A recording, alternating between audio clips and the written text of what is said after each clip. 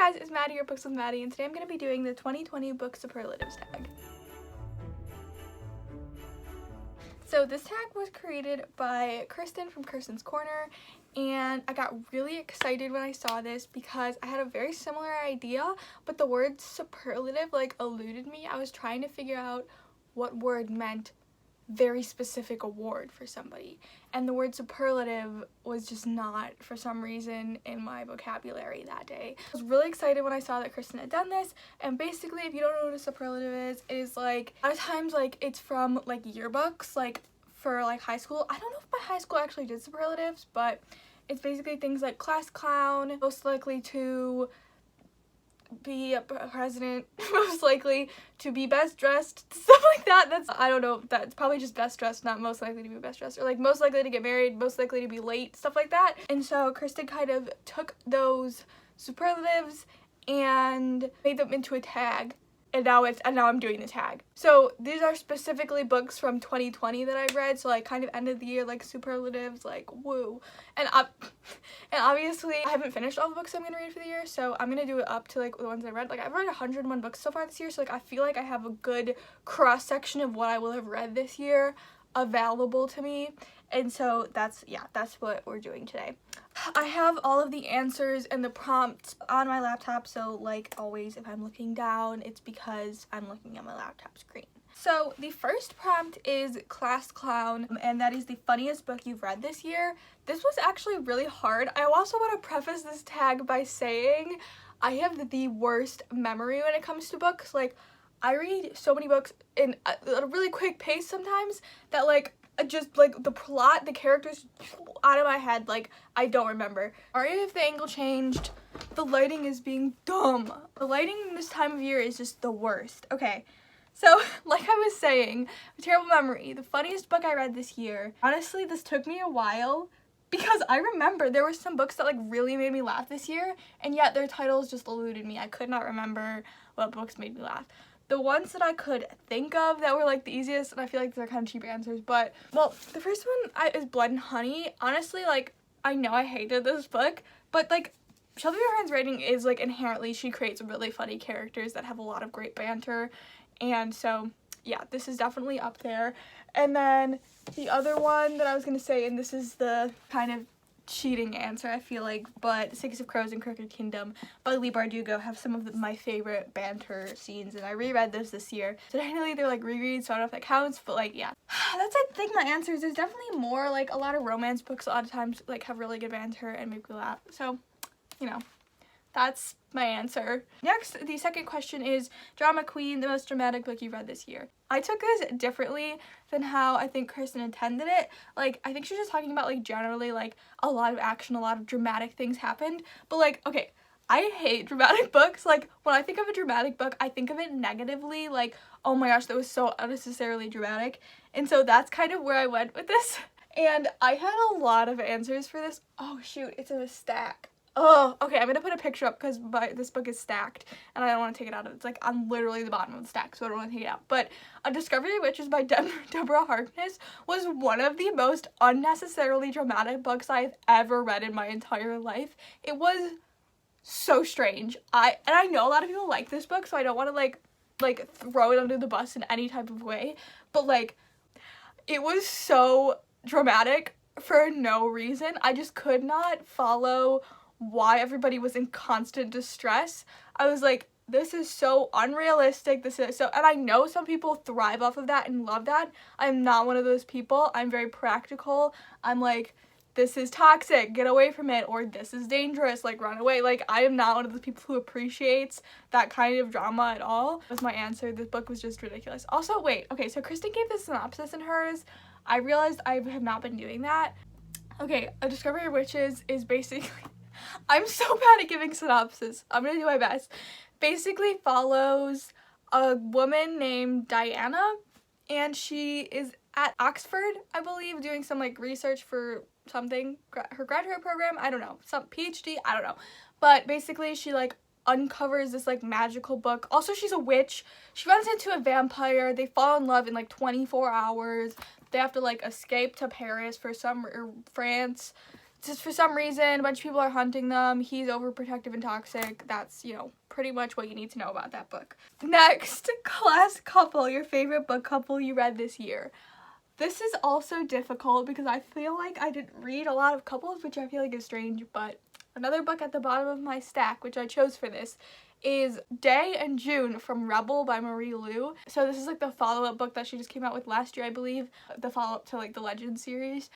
Literally one of my favorite books ever. It was so good. It was bliss reading that book. It was so good. Day and June are one of my all-time favorite couples. Like, I think I just have a lot of nostalgia attached to that series, so like that could be why, but like I just love them as a couple. But then another one, also in a stack, but this one is accessible, is January and Gus from Beach Read. I loved their relationship. I loved how realistic it was, and just a great time. I really appreciated a lot of the commentary in this book and really appreciated their relationship. So one of my favorite. I forgot to give the synopsis again. I'm not giving the synopsis for Rebel because it's in a series, like I can't tell you exactly because like that's, you know, final book, don't want to spoil it. But this one basically is about two writers, Gus and January, and they both end up in beach houses on a beach in Michigan, I want to say. I don't know. They're like neighbors at Michigan. She's there, like, it's her father's beach house or something, and it's his beach house, I think. And she writes romance novels. He writes like dark literary fiction. They end up switching genres. So she's trying to write dark literary fiction. He's trying to write romance. They end up, you know, in their own type of romance. Why am I speaking like this? You know, it's a great time. It sounds a little bit cheesy, and it might be. It is a little bit cheesy, and I love it. It's a great time. Okay, next, Most Changed. A book with the best character. It's like character growth. Good character. I can't speak. Okay, so the first one I immediately thought of was Scout from Go Set a Watchman, because watching her character in, I believe I read To Kill a Mockingbird this year. I don't remember, honestly, but I read it recently, so it must have been this year. And then seeing her character, she goes by Jean Louise now, in Go Set a Watchman. This is the sequel to Go Get a Mockingbird. Kill a Mockingbird. This is a sequel, and it's good. I really enjoyed it. Her character in this is really strong, really like justice oriented, and I really liked to see her growth, from To Kill a Mockingbird to Go Set a Watchman. It was a good time. Most popular, a book character you would like to be friends with. There are so many, honestly. If I could be friends with book characters, that would be great. But the one that I thought of first was Dani Brown from Take a Hint, Dani Brown. I love Dani Brown so much. She's studying women and gender studies. I'm studying women and gender studies. And she's just so smart. And, like, her brain, I feel like, works very similarly to mine. Like, I don't know, I just loved her character so much, and I really enjoyed her and Zaf's relationship, and just this book was just all around incredible, and I think she's an incredible character, and I would love to be friends with her. Okay, next, faster. Most likely to be president. Characters most likely to be president. I so bad, like I said, at remembering characters like that, so I kind of chose the easy way out for this one. This one is legitimately, like, at the bottom of this pile, but it's Red, White, and Royal Blue right here by Casey McQuiston, and I chose Alex, who is literally the president's son, and he has very political aspirations. I could see him as most people could as president of the United States, and I think that he would be a great president. I'd vote for him. I didn't say a synopsis. Okay, basically, this is a romance, and it's between the first son of America and the Prince of the United Kingdom of England, the Prince of England. Henry, I think his name is, and Alex. Romance between them. Very good stuff. Okay, next. Okay, most likely to brighten your day, the happiest book you read this year. This was hard. I feel like I didn't read a lot of happy books. Disappointed in myself. Yeah. So what I ended up going with is Summer Before the War by Helen Simonson. And I've talked about this book a lot, probably. Historical fiction is one of my favorite genres, so I feel like if a book is gonna make me happy, it's gonna be a historical fiction. This was just one of the most like relaxing books. I actually listened to it on an audiobook. I have not read it physically. I actually bought it after I listened to it because I loved it so much.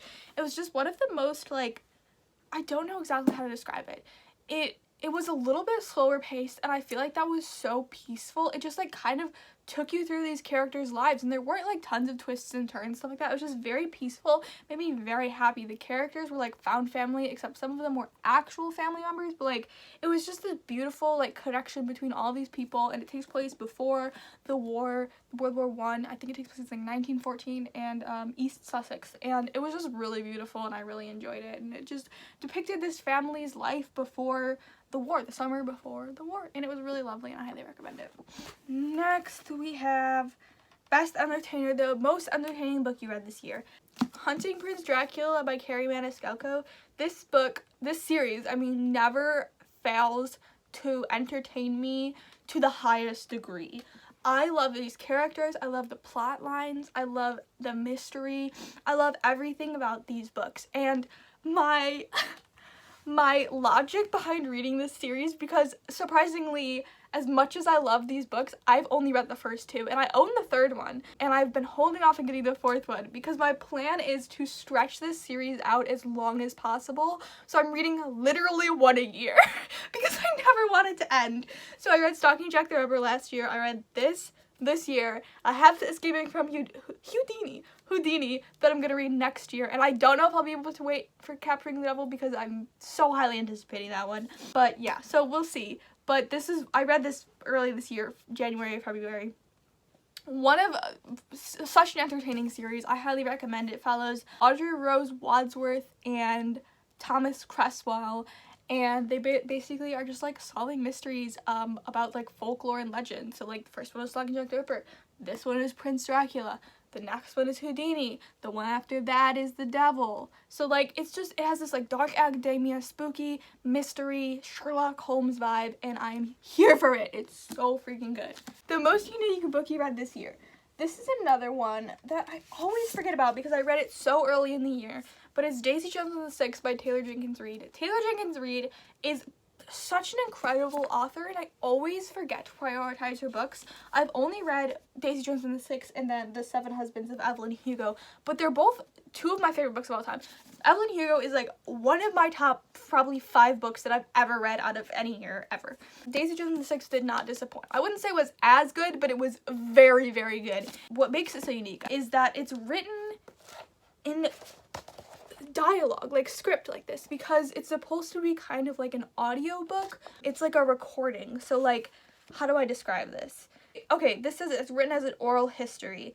So basically it's like somebody interviewing these characters and stuff like that. It was so good, and it follows Daisy Jones and the band that she was in, the Six, and they were basically one of the biggest bands during the 70s. Obviously they're fictional, so not really, but they had this huge breakup, like their band broke up before one of the shows that they were going on to, and this goes in depth behind why that happened and all of the characters and their lives, and it was so good. Taylor Jenkins Reid writes some of the best characters of all time. Super unique, super incredible, and I highly recommend. Okay, 2 more people. We have Most Unforgettable, the most unforgettable book you read this year. And there are quite a few that I could think of, but one of the ones that came to mind first was Gone Girl by Gillian Flynn. I'm super late to this train, okay? I know Gone Girl came out years ago and everybody was vibing with it years ago. I've just started vibing with it now, okay? I read it early this year and it was incredible. It blew my mind. I don't read a lot of mystery thrillers, so like I never saw anything coming. I haven't seen the movie. I didn't know it was coming. It totally shocked me. Amy is one of my favorite characters of all time. I loved her so much. This book, it took me on a roller coaster and I loved it. This one is so unforgettable to me. It's so incredible. I don't know how anything could beat it. Okay, the last one is the most organized, which means like the most well thought out book that you read this year. And the 5th season by N.K. Jemisin, which I currently don't own that book. But I have the Stone Sky right here. It's also not mine. But yeah, that's from the same series, so I hope that's helpful. This, I can't, okay, I'm gonna try to synopsis it for you, but it's gonna be tricky. Okay. So basically, there's a world, and sometimes, and there's also people with earth powers, and there's also people who control those people with earth powers because they don't want them to like get out of control. That's all I can tell you. This is one of the most incredible books I've ever read, and it's so difficult for me to, I don't read a lot of high fantasy like that, and so my brain isn't built for that kind of book, you know. That's who I gotta get more into that though, because I loved it so much. I'm actually reading The Obelisk Gate right now. I'm 3 pages in and I'm already emotionally exhausted, so really good time. But yeah, I would say that was one of the most well thought out books that I read this year. Like the way that it all interconnected at the end was, I was mind blown. It was so freaking good. I know this book is super big on BookTube right now, but if you have not read it for some reason yet, I highly recommend you do. But yeah, that's the last one. So thank you so much, Kristen, for creating this tag. I love it so much. It's super fun. And if you haven't checked out her channel, you should totally do that. I will link her channel below, as well as her original video. I think that's it. I really hope you enjoyed this video. I hope you have a great day. I hope you have a great week. And I hope you have a great life. And I will see you very, very soon. Bye-bye.